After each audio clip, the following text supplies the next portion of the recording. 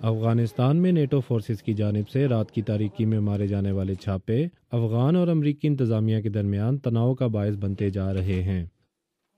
سن 2014 میں امریکی اور نیٹو فورسز کا افغانستان سے انخلاء کا مرحلہ قریب آنے پر افغانستان اور امریکہ کے درمیان طے ہونے والے ایک معاہدے کے ذریعے رات کے چھاپوں کے طریقہ کار میں تبدیلی لائی جا رہی ہے۔ آج سے چھاپوں کے دوران افغانوں کے مکانات کی تلاشی کی اجازت صرف افغان فورسز کو حاصل ہوگی۔ رات کے وقت چھاپوں کی قیادت اب افغان فورسز کے پاس ہوگی اور ان چھاپوں کے دوران پکڑے جانے والے افراد بھی اب امریکی فورسز کے بجائے افغان حکومت کی تحویل میں رہیں گے۔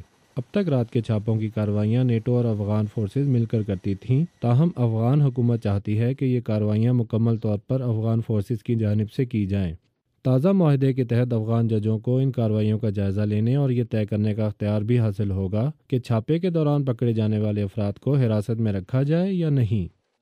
رات کے چھاپوں کا مسئلہ افغانستان اور امریکہ کے درمیان اسٹریٹجک شراکت داری کے معاہدے کی راہ میں رکاوٹ بنا ہوا تھا۔ اس معاہدے کے ذریعے نیٹو فورسز کے افغانستان سے انخلاء کے بعد افغانستان میں امریکہ کے کردار اور اثر و رسوخ کا تعین کیا جائے گا۔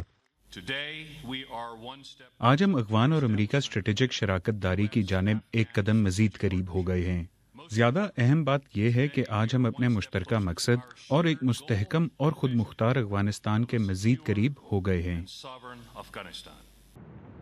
توقع ہے کہ اگلے ماہ امریکہ کے شہر شکاگو میں ہونے والے نیٹو کے اجلاس میں امریکہ اور افغانستان کے درمیان اسٹریٹجک شراکت داری کے معاہدے پر دستخط ہو جائیں گے۔